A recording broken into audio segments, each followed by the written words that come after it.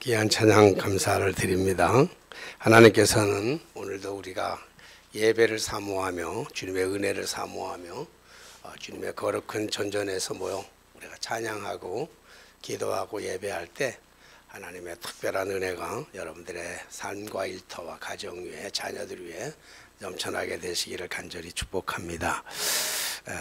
우리가 특별히 이게 주일날 주님의 전에 모여서 예배하는 이유는 우리의 삶의 평상시에도 하나님께서 우리에게 은혜와 축복을 주시기도 하지만 특별히 예배하는 자를 하나님께서도 기뻐하시고 예배하는 자들에게 하나님의 갑절의 은혜가 임하게 될 줄로 믿습니다. 신령과 진정으로 드리는 이 예배가 하나님 앞에 상달되고 하나님께서 부어주시는 하늘의 신령한 것들의 복과 이 땅의 기름진 복들이 우리 삶의 터전 위에 넘쳐날 줄로 믿습니다. 우리 모세, 지난주에도 우리가 모세가 태어난 출생의 비밀에 대해서 말씀을 드렸는데 모세의 생애를 본다고 하면 이렇게 3단계로 이렇게 우리가 잘 나눌 수가 있죠. 모세는 태어나자마자 3개월 부모님 품에 있다가 그리고 원치는 않았지만 부득불한 이유로 버림을 받게 되었습니다. 모세가 버림을 받아서 갈대아 나일강 그 갈대 숲속에 있을 때 이때 그 일로 계기로 인해서 오히려 파로의 왕 딸 공주 마딸에게 발견이 되어서 왕궁에서 살게 됩니다. 오히려 히브리인의 출생은 히브리인으로 출생했지만 그가 살아가는 삶은 왕궁에서 호화로운 삶을 부귀와 영화와 권력을 누리면서 40살까지 그렇게 인생을 살아가는, 어떻게 보면 인생의 세상에서는 전화 유복 같은 그런 삶을 살아가게 되는 것이죠. 그래서 그 40년 동안 왕궁에서 살아가다가 모세가 비로소 자신의 정체성을 깨닫게 됩니다.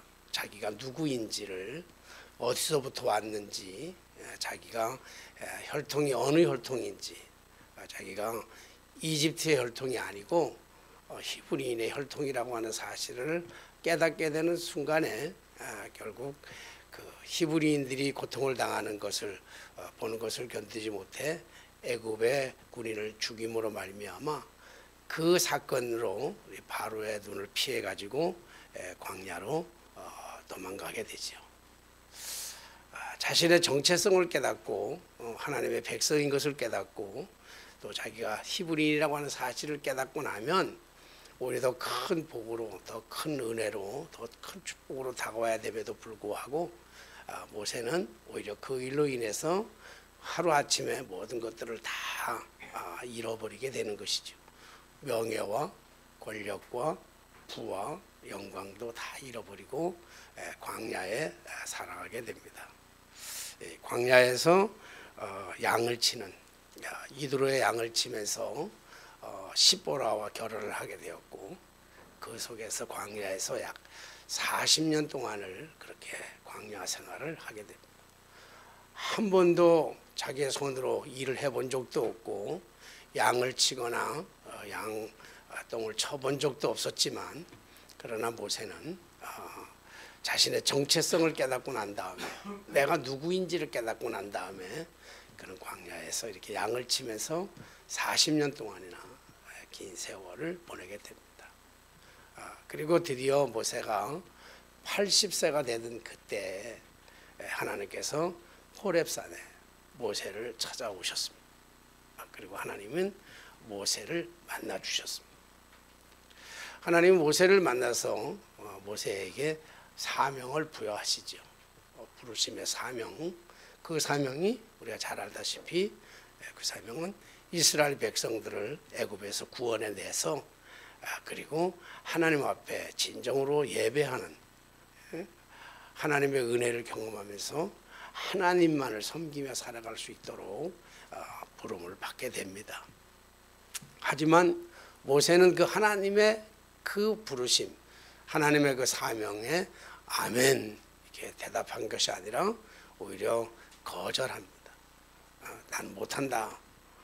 그렇게 거절하지만 하나님의 그 강권적인 임재와 강권적인 역사로 모세는 하나님의 말씀을 받아들이게 되고, 그리고 그는 이스라엘 백성들 10가지의 재앙을 통해서 이스라엘 백성들 430년 동안 애굽에 종살이를 하고 있던 이스라엘 백성들을 구원해내서 출애굽을 시작하게 되죠. 그때 나이가 80세입니다. 새로운 인생, 새로운 삶, 그리고 이스라엘의 새로운 지도자로서 이스라엘 백성들을 출애굽을 시켰어요. 하나님의 부르심을 받고 하나님의 사명을 가지고 하나님의 명령을 따라서 그렇게 살아간다고 한다면 그의 앞날에 탄탄대로 행복, 그리고 행복의 양탄자가 깔려 있어야만 당연함에도 불구하고 그렇지를 못하지요. 그는 다시 광야의 길을 이스라엘 백성들과 더불어 40년을 돌아서 가게 됩니다. 물도 없는 땅, 풀도 제대로 없는 땅, 먹을 것도 없는 땅, 낮에는 더위와 저녁 때는 밤에는 추위로 인해서 견딜 수 없는 그런 많은 고통의 세월들, 그 세월을 겪어가면서 그리고 40년 광야를 돌아서 드디어 도착한 곳이 어디냐면 바로 모압 땅이다. 이때 나이가 120살입니다. 오늘 본문의 말씀 보니까 모세가 40년을 광야를 돌아서 이스라엘 백성들과 40년을 광야를 돌아서 지금 도착한 땅이 어디냐면 모압 땅이라 하는 거예요. 모압 땅. 모압 땅이라고 하는 것은 요단 동편에 위치한 가나안 접경 지역입니다. 모압 평지에 도착한 모세는 이스라엘 백성들을 모압 평지에 두게 하고 혼자 느보산으로 올라가서 여리고 맞은편 비스가산 꼭대기에 올라가게 됩니다. 그리고 그 속에서 하나님을 만나게 되죠. 비스간 꼭대기에 올라가서 내려다보는 저 풍광들은 정말 아름다운 풍광, 지금까지 볼 수 없었던 그러한 풍광들이었을 겁니다.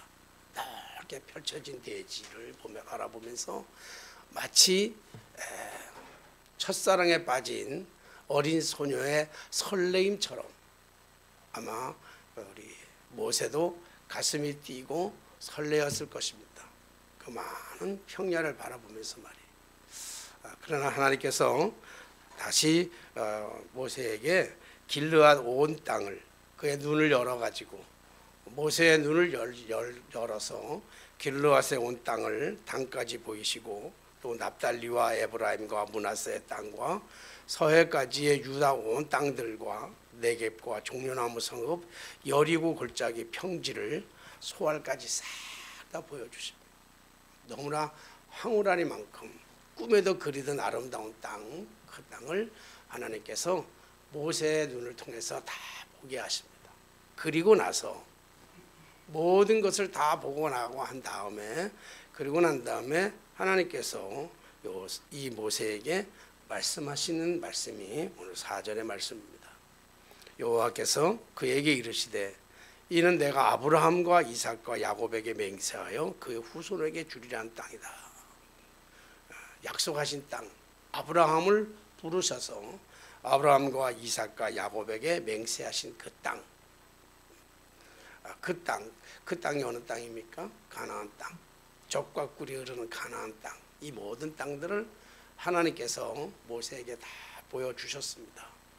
모세는 가슴이 벅찼고 가슴이 뛰었고 흥분되었을 겁니다.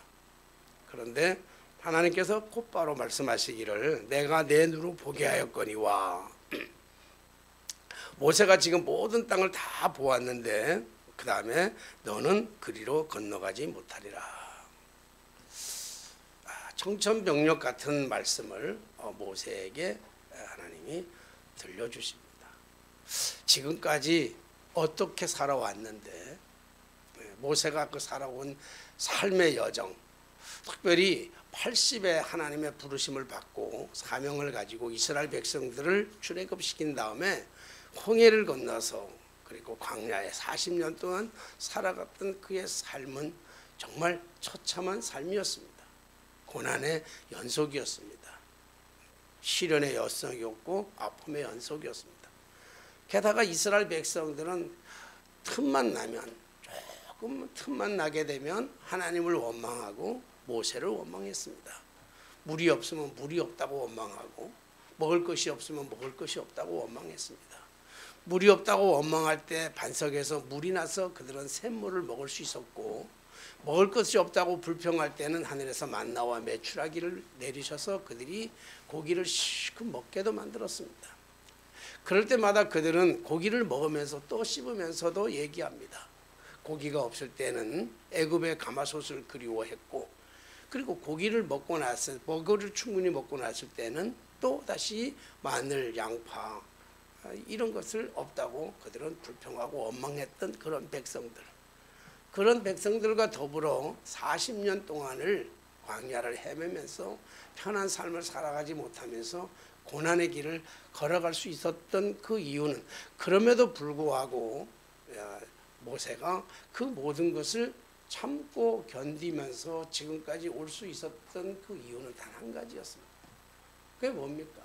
그것은 가나안 땅이라고 하는 새로운 희망, 하나님께서 약속하셨던, 하나님께서 아브라함과 이삭과 야곱에게 주시겠다고 약속하셨던 그 땅, 젖과 꿀이 흐른다는 그 땅, 그 땅이 바로 가나안 땅.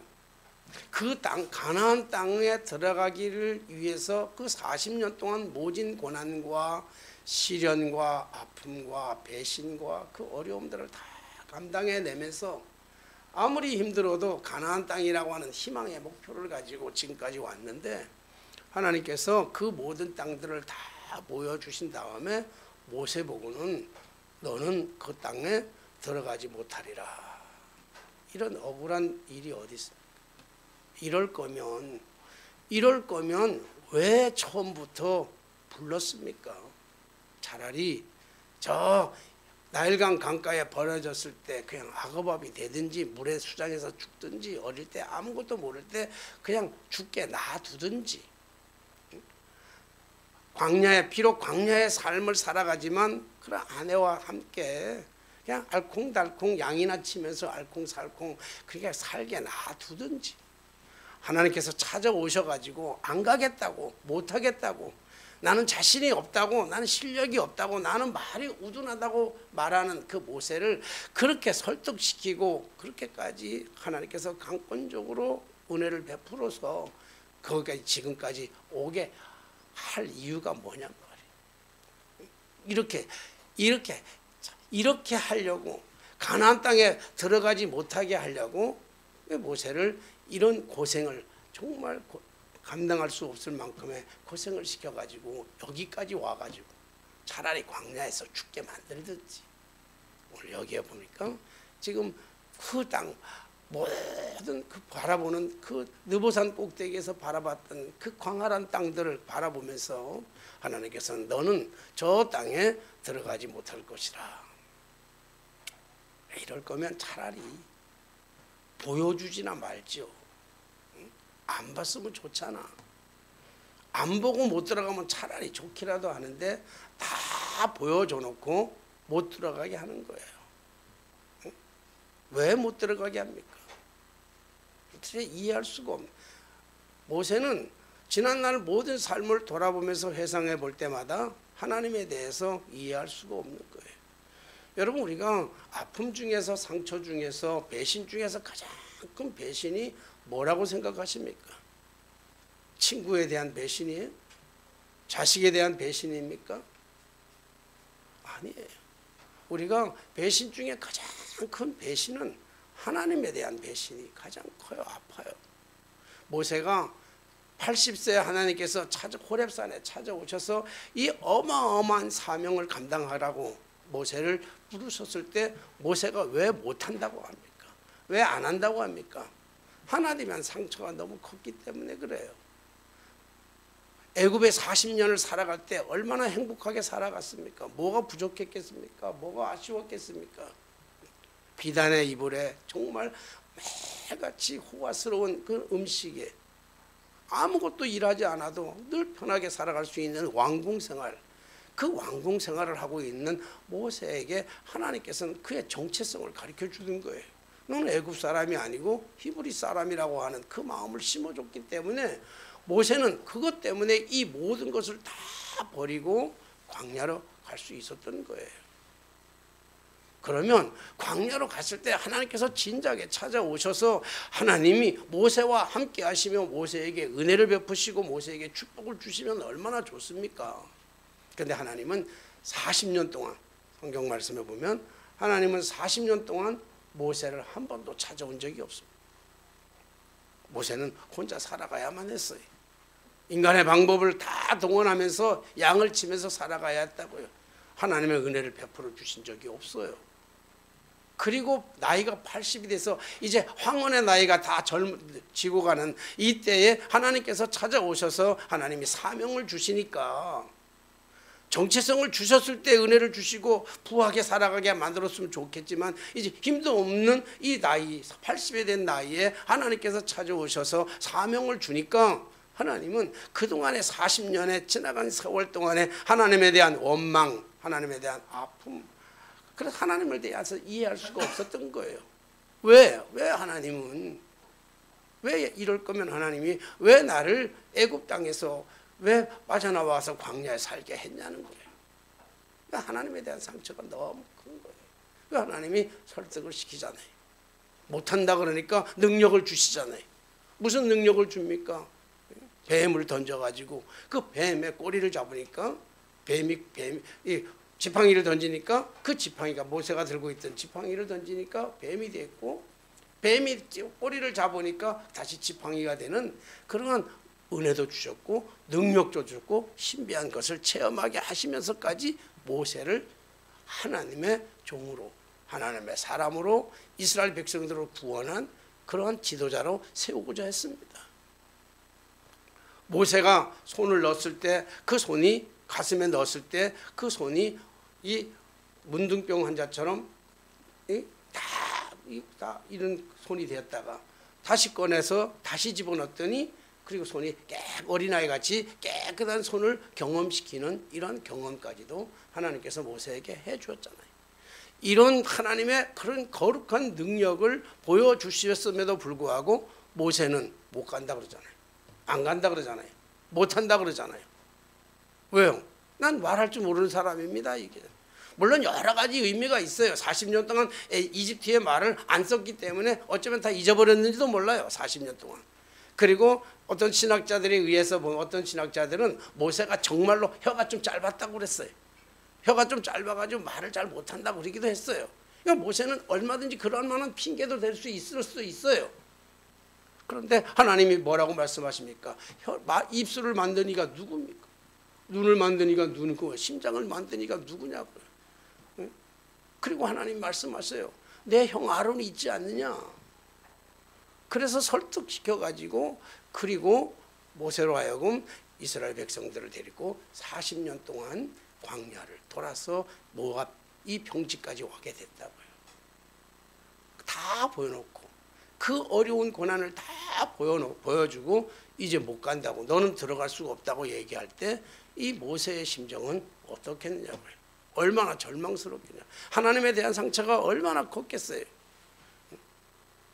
80에 자기를 호렙산에 찾아왔을 때도 그 아픈 상처가 컸지만 그 상처보다 10갑절, 100갑절 훨씬 더 아픈 상처가 모세는 받을 수 있을 거예요. 그러나 모세는 그 하나님의 말씀에 그대로 다 순종하고 받아들입니다. 어떻게 모세는 순종할 수 있었을까? 오늘 우리가 깨달아야 될 가장 중요한 메시지입니다. 오늘 모세는 도저히 이해할 수 없는 이 하나님의 이 명령, 지금 어떤 삶을 지금까지 살아왔습니까? 어떤 희생의 삶을 살아왔습니까? 그럼에도 불구하고 지금 가나안 땅, 오직 가나안 땅 하나만을 목표를 두고 지금까지 살아왔는데 그 목표가 다 깨어지는 산산이 조각나는 그러한 삶의 현장에서 어떻게 모세는 하나님의 그 말씀에 말도 안 되는, 자기의 생각에는 도저히 이해할 수 없는 모든 것을 다 보여줘 놓고는 이제 들어가지 못한다고 하는 이 하나님의 말씀에 어떻게 복종할 수 있었습니까? 어떻게 이 말씀에 순종할 수 있느냐고요. 사랑하신 성도 여러분, 순종이라고 하는 것은 포기하는 겁니다. 순종이라고 하는 것은요, 순종이란 내려놓는 거예요. 순종이라고 하는 것은 돌이키는 거예요. 내 뜻을 돌이켜서 하나님의 뜻에 따르는 것이 순종이고, 내 것을 포기하는 것이 그게 순종이고, 내 것을 가지고 내 것을 내려놓는 것이 그게 순종인 것이에요. 오늘 모세는 하나님의 말씀에 철저하게 순종합니다. 그렇다면 우리가 어떻게 모세는 하나님의 이 말 같지도 않은, 내가 살아왔던 내 삶의 모든 목표가, 모든 것이 무너지는 이 삶의 이 자리에서 어떻게 모세는 하나님의 말씀에 순종할 수 있었을까라고 하는 거잖아요. 그는 자기의 모든 것들을 다 내려놔요. 욕심을 다 내려놓는 거랍니다. 가나안 땅에 들어가는 것은 단순히 모세 자신이 자기의 욕심이라고 하는 사실을 알게 되었어요. 뿐만 아니라 여러분, 모세가 가장 내려놓을 수 없었던 것이 뭐냐면, 왜 이스라엘 백성들, 지금까지 자기와 함께 광야를 걸어왔던 모든 백성들은 다 가나안 땅에 들어가게 하면서 왜 자기만을 못 들어가게 하냐고요. 무슨 잘못이 있다고 못 들어가게 하냐고. 오늘 성경을 보면 모세가 잘못한 것, 하나님 앞에 잘못한 거 있다고 한다면, 그 무리바에서 물이 나오지 않을 때 이스라엘 백성들이 모세를 향해서 원망합니다. 투정합니다. 물이 없다고 막 투정합니다. 많은 기적을 보여줬음에도 불구하고 이스라엘 백성들이 모세를 향해서 죽이려고 달려들듯이 모세를 원망하고 하나님을 원망합니다. 그럴 때 하나님께서 모세에게 말씀하잖아요. 모세에게 민수기 20장 2절 이후의 말씀에 보면 뭐라고 말씀하십니까? 물이 없는 백성들을 원망하고 있을 때 모세에게 네가 지팡이를 들고 나가서 반석 앞에 나가서 반석에게 명하라. 물이 나오라고 명하라. 그러면 그 물이 나와서 너희 백성들을 먹을 뿐만 아니라 모든 짐승들에게 다 먹고도 남을 만한 물이 그 반석에서 나오겠다고 하는 하나님의 약속입니다. 그런데 모세가 지팡이를 들고 가서 반석에다가 명한 것이 아니라 어떻게 했어요? 반석을 두 번 내리쳤어요. 두 번 내리쳤을 때 그때 반석에서 물이 쏟아지는 그 놀라운 기적을 하게 되는 것이죠.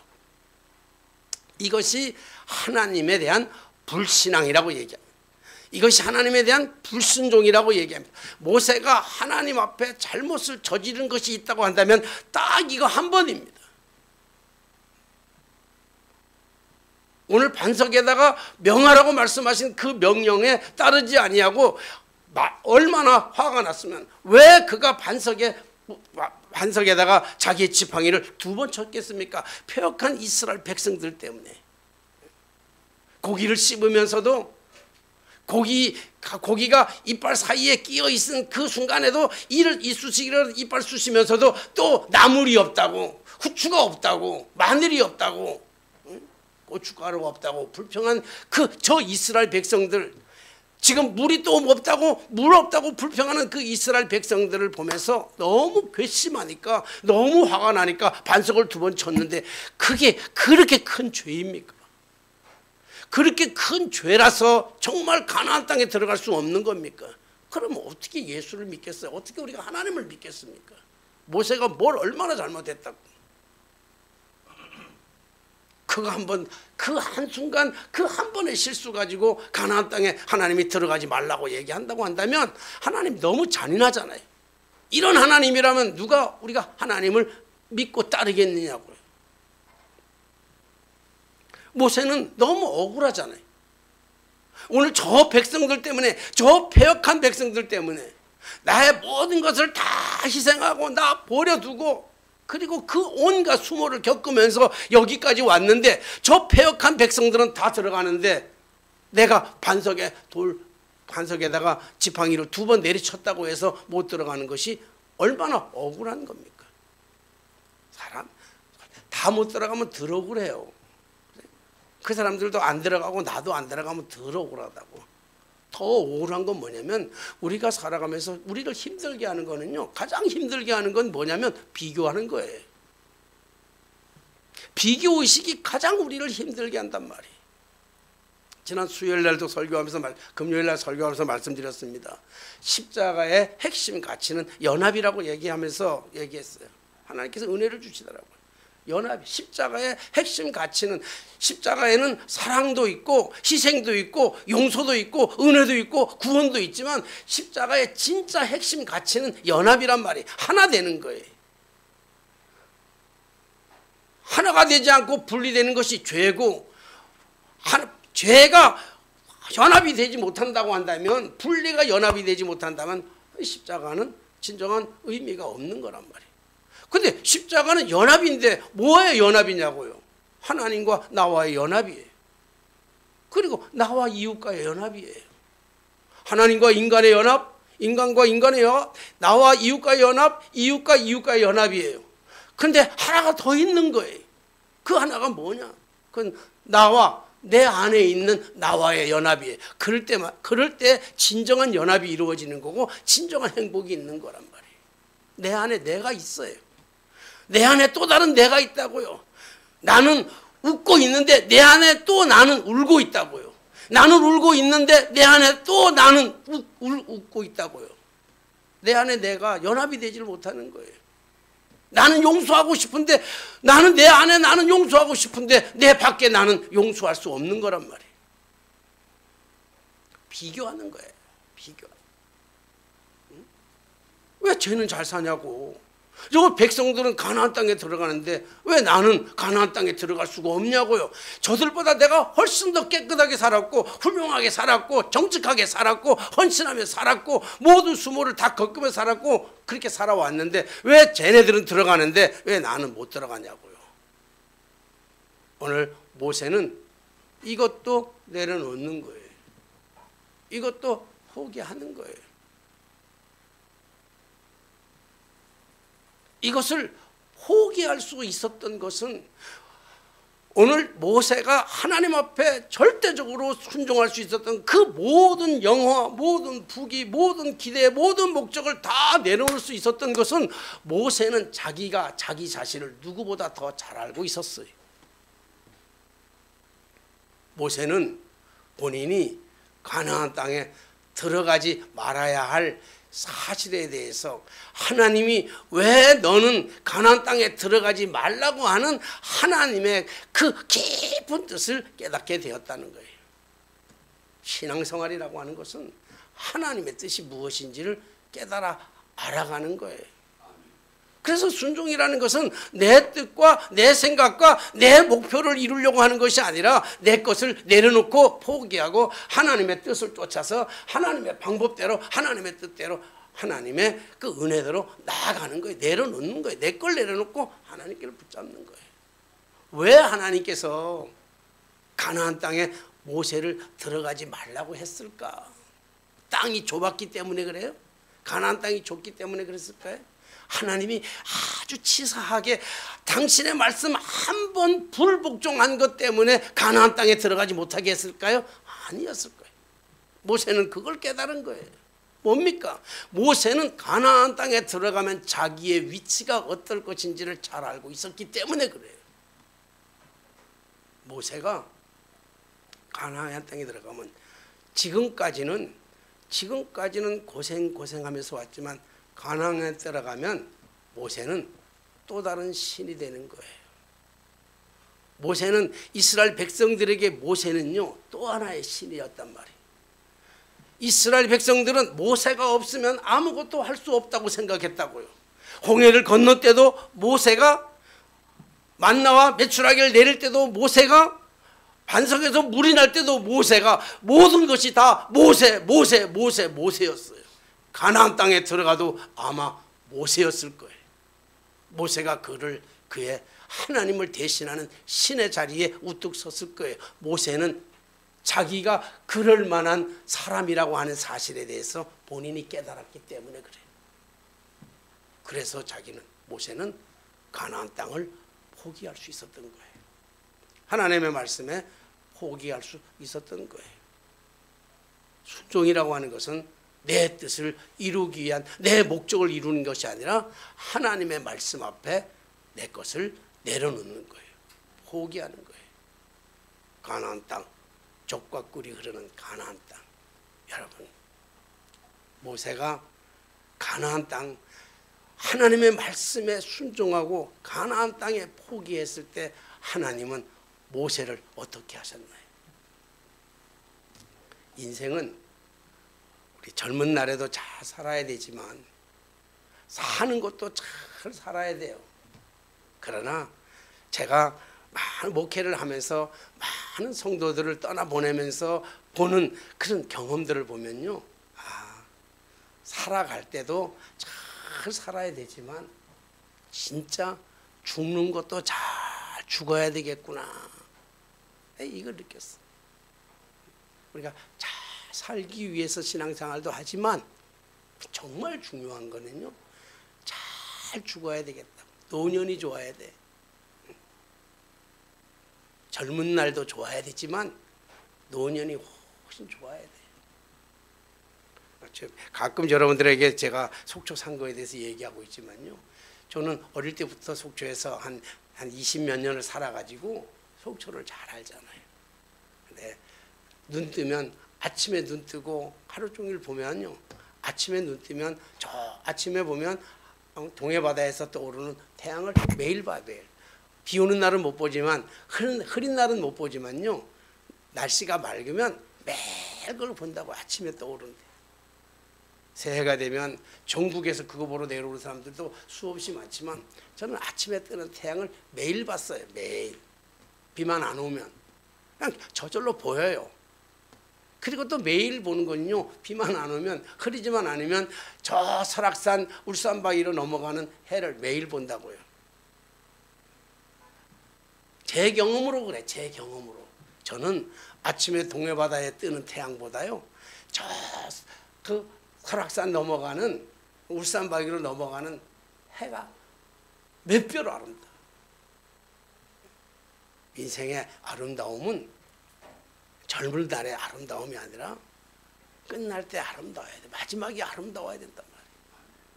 모세의 인생은 어떻게 보면 참 마지막이 비참한 것 같지만요, 마지막에 가장 아름다운 삶을 살아간다. 느보산 꼭대기에서 하나님은 그에게 모든 것을 다 보여주잖아요. 그의 나이 지금 몇 살요? 120살이에요.